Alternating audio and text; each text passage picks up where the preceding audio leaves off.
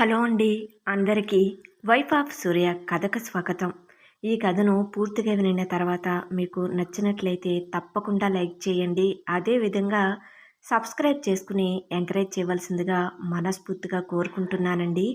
ఈ కథకు సంబంధించిన మిగిలిన అన్ని పార్ట్స్ కూడా మన ఛానల్లో ప్లేలిస్ట్లో సేవ్ చేయబడి ఉన్నాయండి. ఒకవేళ మీకు ఇంట్రెస్ట్ అయితే కనుక వెళ్ళి చెక్ చేయొచ్చు. మరిక ఆలస్యం చేయకుండా కథలోకి వెళ్దాం. పోలీస్ స్టేషన్కు చేరుకున్న చందు లోపలికి వెళ్తుంది. చుట్టూ చూస్తుంది. అక్కడ ఒక పోలీస్ అధికారి ఆమెను గమనించి, ఏమమ్మా ఇటు రండి అని పిలుస్తాడు. చందు నడుచుకుంటూ ఆ అధికారి దగ్గరికి వెళ్తుంది. చెప్పండమ్మా, మీ సమస్య ఏమిటి అని అడుగుతారు ఆ అధికారి. చందు ఏం చెప్పాలో అర్థం కాక చాలాసేపు తడబడుతుంది. కానీ ఆమె తన బాధను తన నిర్ణయాన్ని గుర్తు చేసుకుని ఆ అధికారితో మాట్లాడటం మొదలు పెడుతుంది. నమస్తే సార్, నా పేరు చంద్రిక. నా భర్త సూర్య నన్ను వదిలి వెళ్ళిపోయి చాలా కాలమైంది. ఆయన ఎక్కడున్నారో నాకు తెలియదు. నేను నా భర్త ఎక్కడున్నారో తన తల్లిదండ్రులకు తెలుస్తుందని నేను మా అత్తవారి ఇంటికి వెళ్ళి ఆమెను అడిగితే ఆమె సరిగ్గా చెప్పకుండా నన్ను అవమానించారు అంటుంది.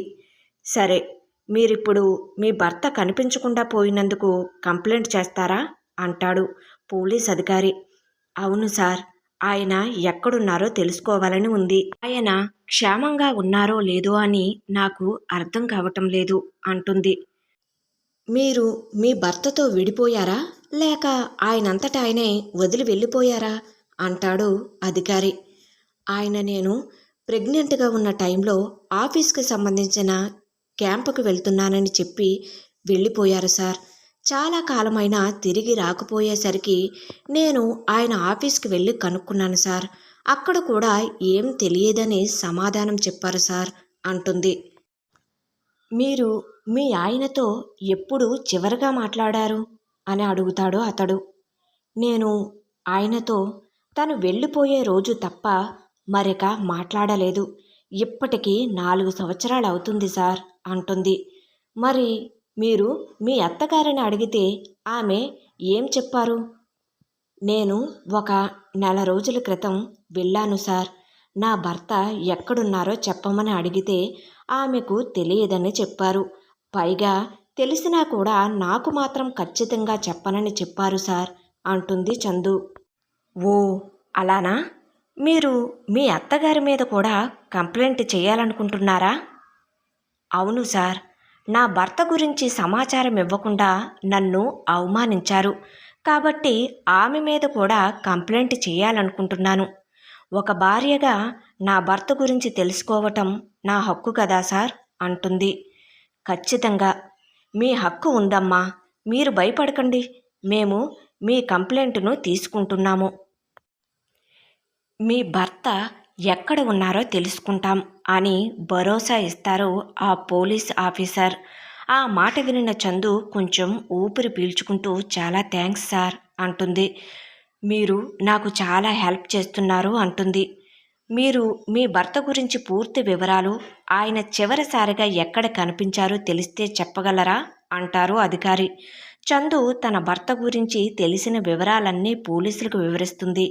తన అత్తగారి ప్రవర్తన గురించి కూడా చెబుతుంది. పోలీసులు ఆమె కంప్లైంట్ను నమోదు చేసుకుని విచారణ ప్రారంభిస్తామని హామీ ఇస్తారు.